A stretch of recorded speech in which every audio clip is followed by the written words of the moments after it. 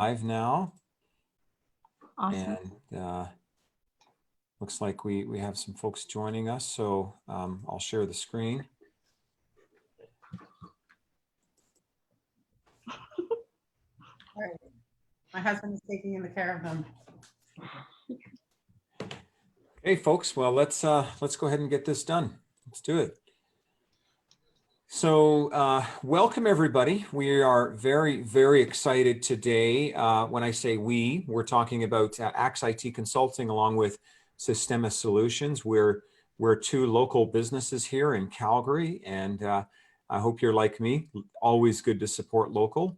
And we're technology-based companies, and you know, we have very young founders, and so you know, not only are we entrepreneurs, but we're local. And the reason that we're doing this webinar today is the webinar is called Business Essentials for Small and Medium-Sized Enterprises. So Business Essentials for SMEs. And, you know, we've all experienced this massive challenge with COVID-19. And COVID-19 has absolutely changed the way business works. It's actually caused massive economic dislocation.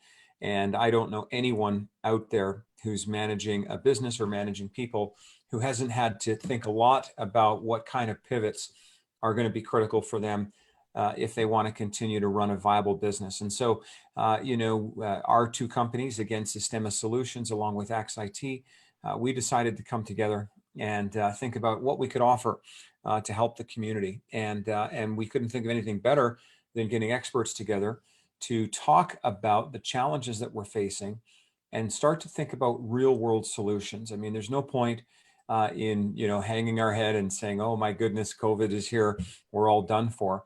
I think there's always solutions, but sometimes you have to look further than your current circle. And, you know, one of the quotes I love to share often is, you know, Sun Tzu said, in the midst of chaos, there is opportunity.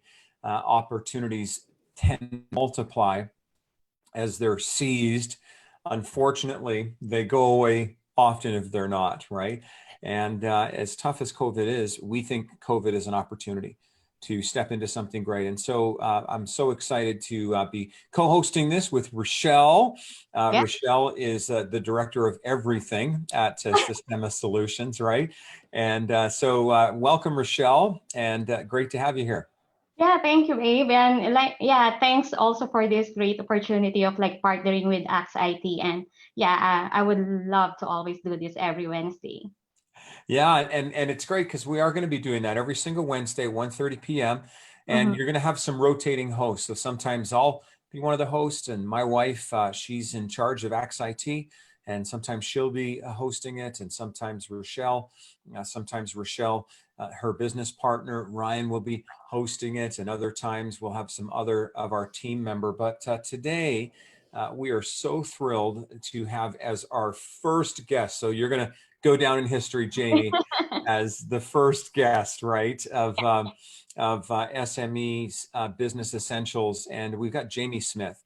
And, you know, when you look at Jamie's bio there, and I'm going to touch on a couple of highlights, I can't think of anyone better to start our inaugural episode because, you know, Jamie is, you know, so many times, if I can just be honest, you know, I've been in business, I've hung around business people for a long time, and a lot of the time business advisors don't have a ton of real world business experience. You know, you can actually get an MBA or get a CPA and become a business advisor, and that's great.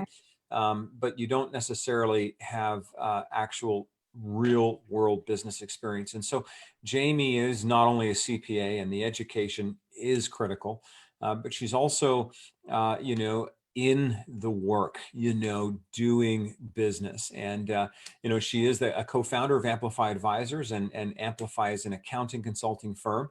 And they provide finance leader, business advisory, and connector services, which are so important. But she also currently works with Bear Hill as CFO. And so Bear Hill operates 4 brew pubs. So how many of you want to get to know Jamie now? You know? And, you know, they have 10 local craft beer brands as well as a distilling operation, which is just awesome. And, you know, I know that folks like Jamie have not only the acumen and the intelligence and sort of the academics, but also here I am in the trenches trying to make this work. And so welcome, Jamie. Thank you so much for being here today. Thanks. I appreciate the intro. Thank you. And, Jamie, why don't you just tell the audience here today a little bit about you, like your business story. How did you get where you are and what's some of the stuff that you're up to right now? Sure. So as you mentioned, I'm one of the co-founders of Amplify Advisors, and my co-founder and I worked at Deloitte together. So we actually met there. We were in an accounting consulting team at Deloitte. Prior to that, I had worked at PwC as an auditor, and he had worked at Deloitte as an auditor in his early career. And we both also left the professional services to be finance leaders in different industries and organizations. So our backgrounds are similar in the sense that we've been in client service for a great part of our career, but we've also been within finance and accounting functions. So we decided to start Amplify Advisors. Actually, it was an idea that we were exploring as part of our job at Deloitte. But Deloitte at the time that we were working there was very focused on large entities. And we had the idea to take the best of the big, so the sophisticated and the scaled and the educated, but bring it to the small, medium business, which was a passion of ours. So when you speak to supporting local and supporting those business owners and those founder operated businesses, we really wanted to get involved in that area. And we thought that we had something to offer that wasn't currently on the market. So what Amplify does is in that space, the small, medium business space that we're concentrating the conversation on today, we put fractional CFOs in. So companies that are growing at a pace where they do need that level of executive in their finance accounting department, but they obviously aren't in a position to spend $200,000 a year on an FTE to fill that role. So this gives them a scalable fractional option. And that's our core strategic service offering. We also do various advisory and consulting projects as well. But the core thing that we're offering is that opportunity to have a finance leader on your team that you otherwise wouldn't be able to afford. So it's been exciting. We've got 10 people on permanent payroll right now, and we tend to run a team of about 20 because we use subcontractors for some of our other work in the recruiting space and placing CPAs. So we run about 20 most months and 10 permanent. And Jesse doesn't love it, but I always tell people that the best CFOs are everybody but the co-founders. Yeah. We've hired such amazing people, and obviously with the way the economy's been for the last few years in Calgary, we've had an opportunity to work with people that are just incredible. So the clients that we serve get an opportunity to work with true executives that have a lot of experience. So it's been really rewarding. Well, and I don't I want Rochelle to ask you a question, but I noticed you have a lot of alcohol in the screen behind you. Yeah. So this used to be a booze room, but now it's my office. But Perfect. it is ironic because I normally work out of my client's office at Last Best on 11th in Calgary, and we run the other breweries in Banff and Jasper, and then Campeau and Edmonton. So I am used to being surrounded by alcohol, and it doesn't change even when they put me in a COVID prison. That's great. Cool. Yeah, so my question, Jamie, is like, based on your experience, and well, we get a chance to work with you, right? Like, and I love the business model of Amplify. Like, I'm hands up to that one. And working with you right now, I think. yeah, Right? yeah, exactly. And like, regarding your experience and what have you been hearing about like this for SME, like what is the SME experience when it comes to like COVID, like trying to balance their, the pandemic, and then trying to make decision when it comes to their business. So can you share something about it? Yeah, so I mean, there's been a couple things that have popped out for sure during this particular time. Obviously, one of the challenges we've seen with all of our clients, and we've really had to step up and put a lot of extra time and effort in, is just navigating these government programs. So they're, sadly, but also to some degree, it makes sense given we're in the middle of a pandemic and no one planned for it. We will see the government announce programs that make a lot of people quite excited. However, the details come many weeks, even months later. So that can be really challenging. Frankly, it's even challenging for the cultures of the teams that our clients have, because their employees and their team are hearing these amazing opportunities, and then they're wondering why they don't get applied just like that for the clients. And the reality is the applications open a month, 6 weeks later, the details come out many weeks later. So that's been a major challenge we've seen with COVID, and we're really trying to step up and help with that. And we've been able to make quite a difference, but it's frustrating because patience is a big part of it. And when you're in the middle of a crisis, being patient feels quite ironic. Another thing that we're seeing is the ability for clients to, look at their strategy and pivot in a way that leverages assets and resources they already have. So some of the success stories that we've seen with our clients, and frankly, even within Amplify, is looking at sources of revenue that you already have that maybe were auxiliary or you didn't pay a lot of strategic attention to, and looking at what kind of, just blowing a little air into that and putting a little attention into it, and how much can you make of that right now during COVID. And we've seen some really good opportunities there. So for example, one of the marketing companies found that their main revenue source had dried up almost entirely because they work with schools, and of course schools are closed right now. So then they had to look at their digital marketing, and they, to some degree had been neglecting it because their core revenue was so successful that they weren't spending a ton of time on the digital marketing. And this has given them an opportunity to really invest strategic effort there. And it's already starting to pay off. And it was, it was overdue and needed. So that's a way to turn it into an opportunity. Obviously, our brewing and distilling clients have gone into hand sanitizer, and that's got a double impact because it's helping the community, and it's truly making a difference within their community because it's a needed product, but also it's a revenue source. So that's been a creative pivot that we've seen most of our brewing and distilling companies go into. And then there's been other instances, like even with Amplify, we've definitely looked at our business model and revenue models, and we've taken leaps quicker than we otherwise would have, because we kept holding off on some things. So our accounting services has really taken off, and it's been an opportunity because we were neglecting that buildup of that service line. So I would say that, the two trends I've seen across every business, including our own, is navigating those government programs, really difficult. And then the companies that are having the success stories are definitely looking for pivots, but the pivots aren't dramatic or expensive, because obviously there's not money or time to be spending on dramatic, crazy pivots. But, going back to that quote that Abe had on the screen with opportunity, it's really seeing the opportunity and using the people and the assets and the resources that you already have, and just seizing it more than you otherwise would, because you get tied up in regular work and regular business. Yeah, and that's a real challenge, isn't it? Right? Because at the same time as you're trying to, not drown, you also have to change direction, right? And so what are you finding, like, if I'm a small business owner, or medium-sized business owner, or even a solopreneur watching this today, I mean, what are some things that you could share, just some piece of advice for making that transition? Because my fear is a lot of people who will make major changes out of fear, and they haven't really done the work of sort of strategy and thinking about, where the market is going, right? So what are your thoughts?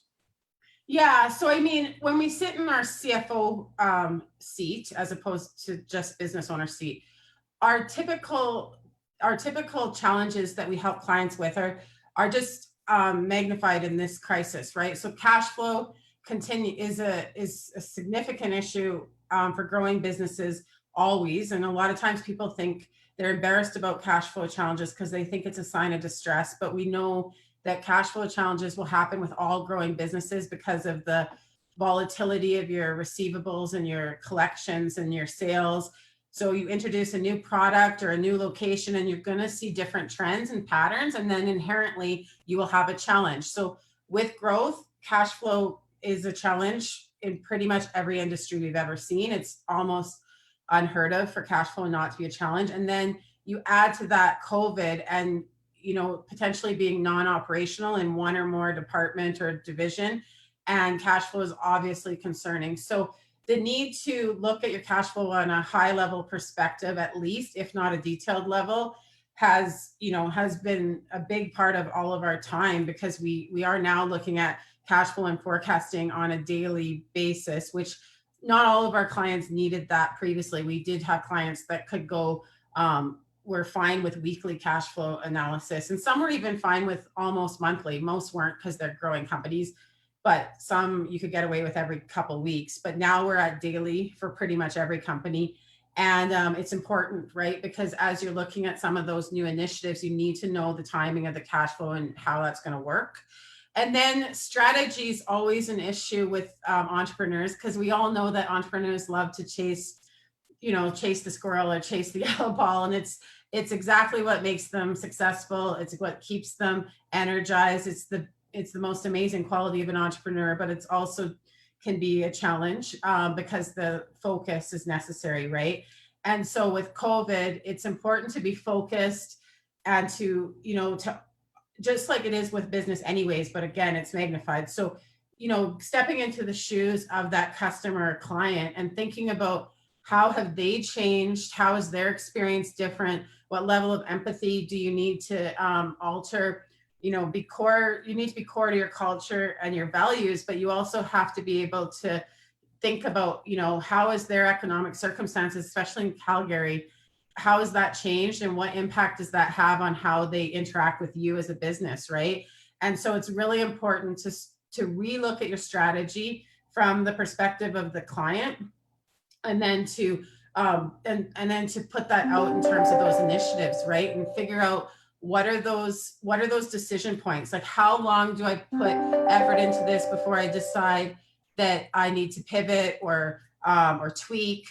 But you want to fail fast, but you also need to you need to let things breathe before you can make quick decisions, right? So this is always the case with business, but it is definitely more significant right now during COVID.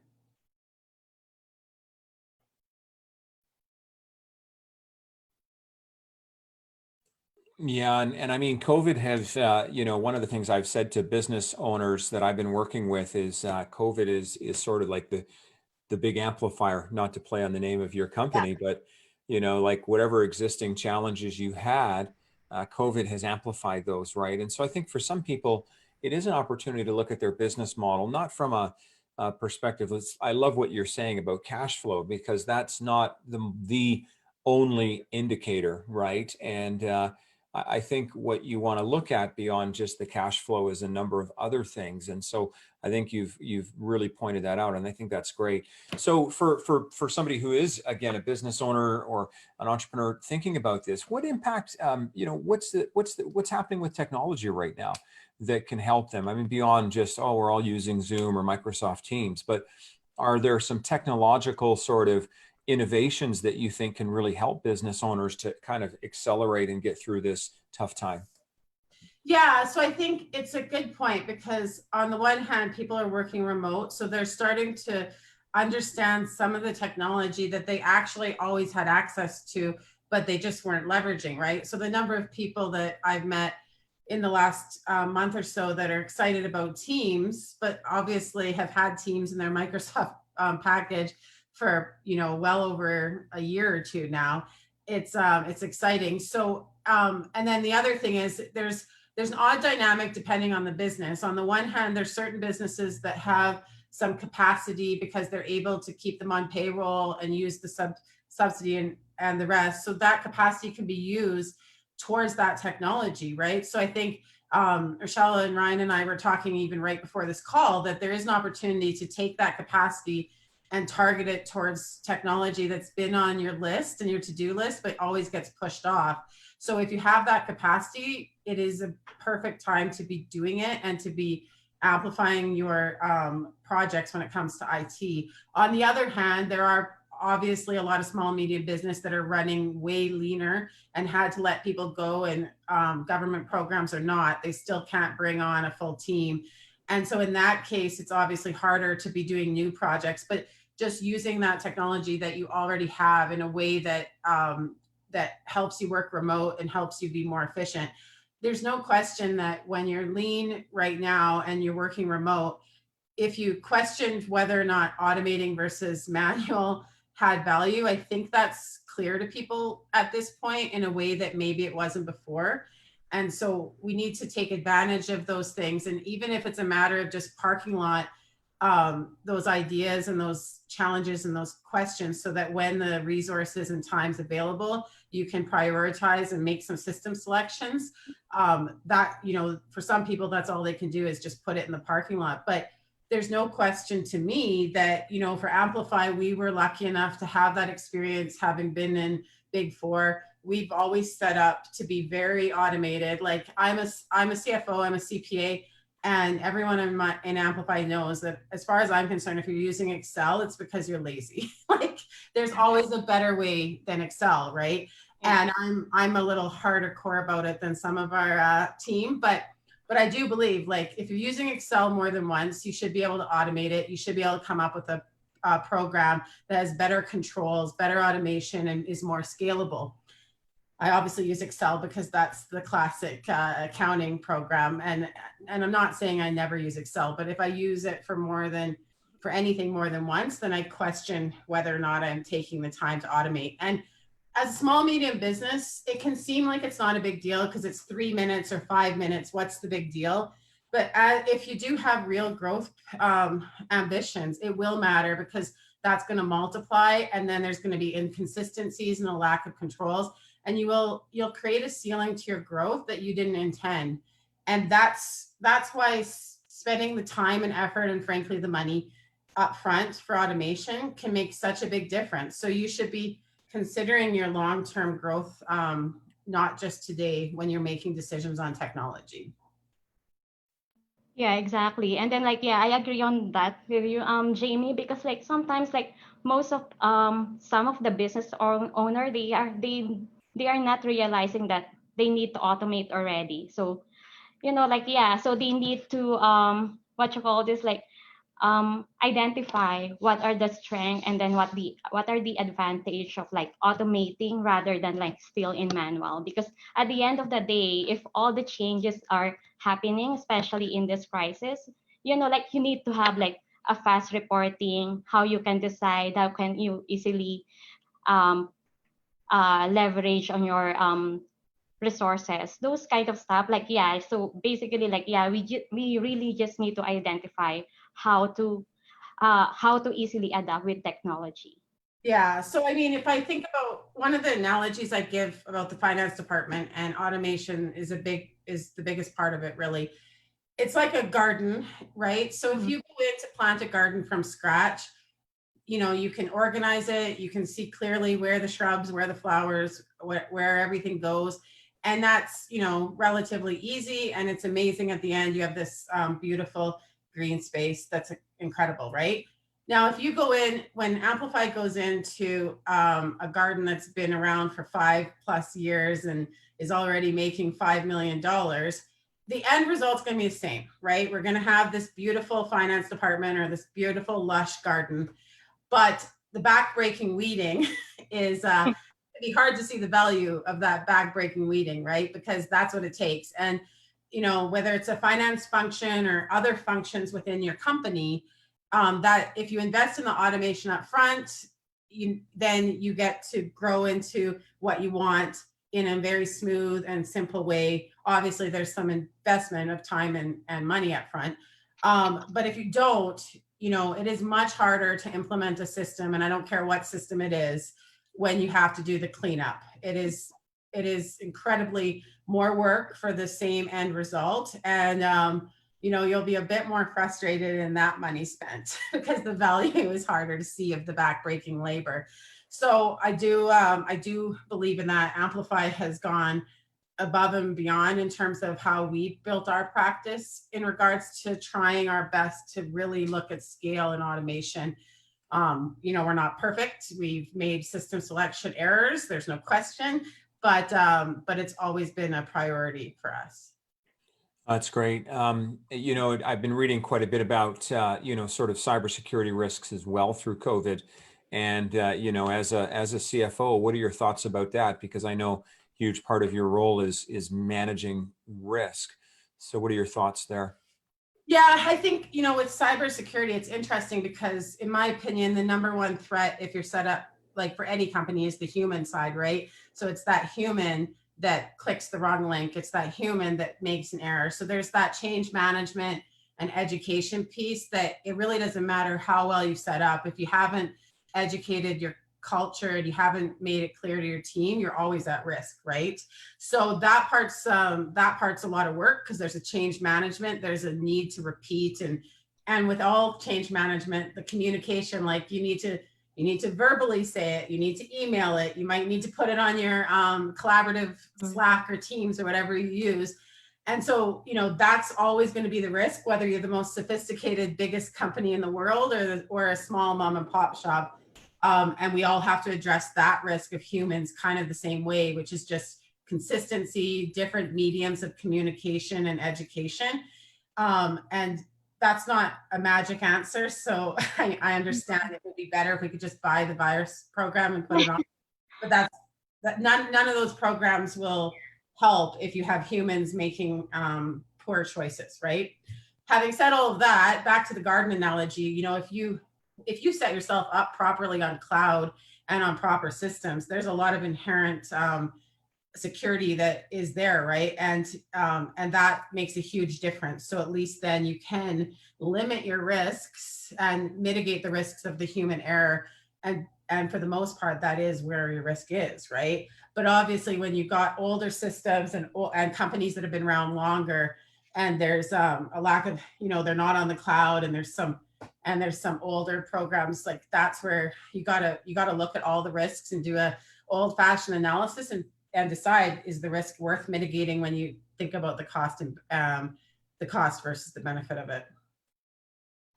Awesome. Yeah. Well, with all of this that we're talking about, I know we have a few minutes still, right, Abe? Well, I'm curious, like, personal and professional care, what are like some habits and then routines that you're doing like to maintain, like, I'm not saying sanity or whatsoever, but basically like, yeah, just to adjust in the new normal that we are calling it now as new normal, right? So Yeah. any tips, like personal, professional? I know you said a lot like earlier and it's all in my mind, but like personally, I want to hear it from you. So I would say that, Bear Hill, the client that I'm the CFO for, obviously in the beer and spirit business and hospitality business, they're always about fun and culture. So they've done an incredible job.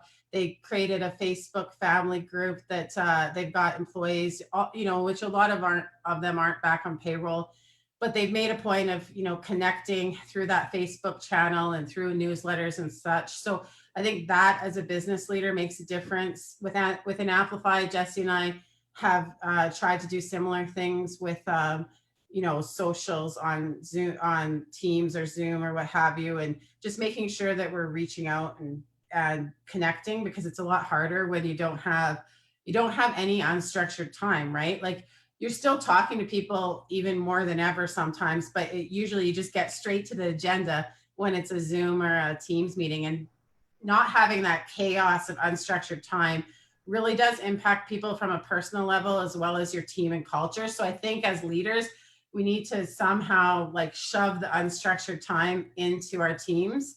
And that's not easy, but we have to do it. So I think that's a conscious thing we all have to think about.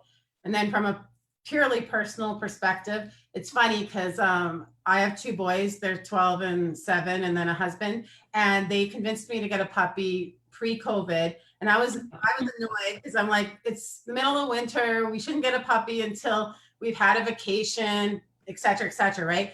And I'm not afraid to say I'm wrong because it's so just kidding, but I was so wrong, right? Because like obviously I haven't had a vacation. It was the perfect time to get a puppy. He is a complete pain. He's a lab. He's puppy bad, like he's trainable, but he's testing the limits. So he is a big part of the sanity for all 4 of us. And I was very wrong because I was totally against getting a dog, and we got it pre-COVID. So we can't even be accused of being one of those COVID puppy buyers. Yeah. Okay. But Yeah. that Yeah. makes a big difference. And walking and the going for walks and eat, like most of the time when I'm sure my neighborhood hates me when I'm walking, I'm talking on the phone almost all the time, and frankly, it's often about work. But it's awesome to get out and have a phone call and a dog walk instead of sitting in front of the screen all the time. So I really, really advise people to consider that as well. And obviously, support local is fun. So, Chris Bills just came out with Tall Boys. I encourage you to have one. Nice. Last best IPAs on the shelves. So, supporting local is fun and is a great way to take a minute for yourself too, right? So, Yeah. awesome. And thanks for that, because that's a huge part of our emphasis here is to encourage people to support local. I read a statistic the other day that for every $100 that is spent in a local business, that 68 of those stay in the community. And that's amazing, right? So thanks for that. So just as we kind of wrap this up, any final thoughts? How can, number one, how can people get a hold of you? And then secondly, any final thoughts to anyone watching here today about kind of essentials in business getting through this COVID-19?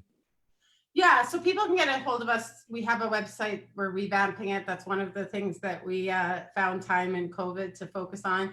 But in the meantime, it's the old version. It's amplifiedadvisors.ca. So you can get a hold of us through that. And we'll share my contact information. I'm on LinkedIn and pretty active on it, as well as the other social medias. So happy for you to contact me through any of those.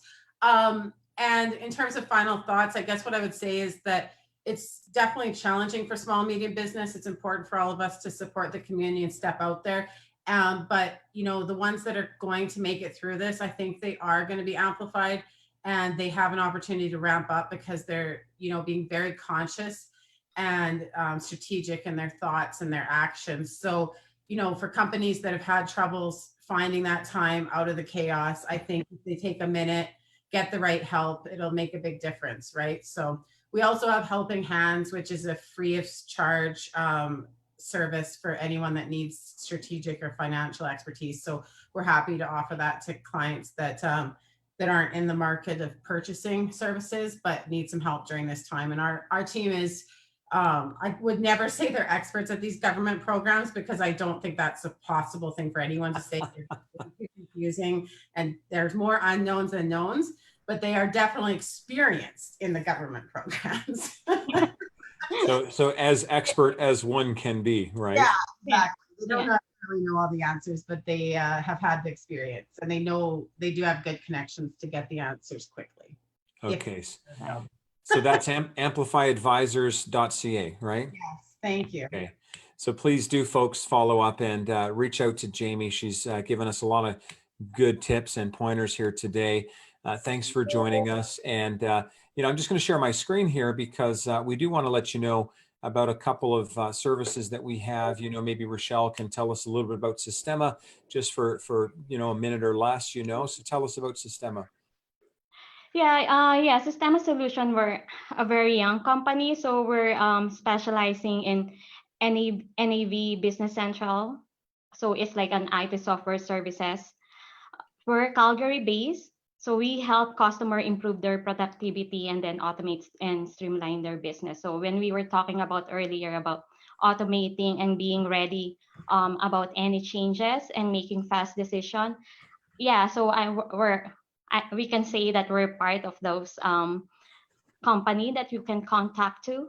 And then what we do, so as I mentioned, we specialize on ERP system, business intelligence, custom dev, and managed services. We are professional services. We're also providing business analysis, solution development, and solution testing. Okay. So you can contact us, and my email is on the contact information. So Rochelle at Systema Solutions. So let us know if you need some help on your business, and then we also do our organizing your processes, and then maybe we can talk about it if you need some help. That's great. Thank you so much. So systemasolutions.ca. They've got a great range of products and services, and of course also Axe IT Consulting. And we're focused on actually three things: cybersecurity, business continuity, and managed services. And these are critically important, I think, particularly now more than ever. When you invest in your technology and your processes, you're actually investing in yourself. And so please do take advantage of that. You can just go to our website. It's Axe, AXEIT consulting.com. That's AXEIT consulting.com. And, next week we've got a very special guest who is somebody that I know personally, and he's well known in the Calgary area, George Brookman. He's an entrepreneur. He's a community supporter. He's the principal shareholder of West Canadian Digital Imaging, and I'm sure many of you watching might be clients of theirs.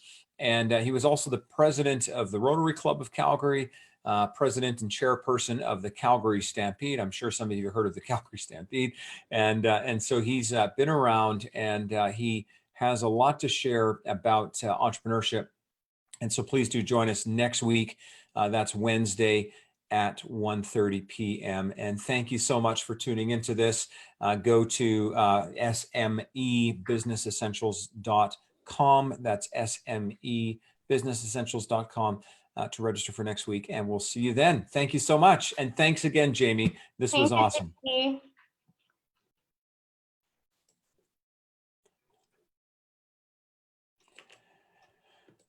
Okay, folks. So I'll just take us off live.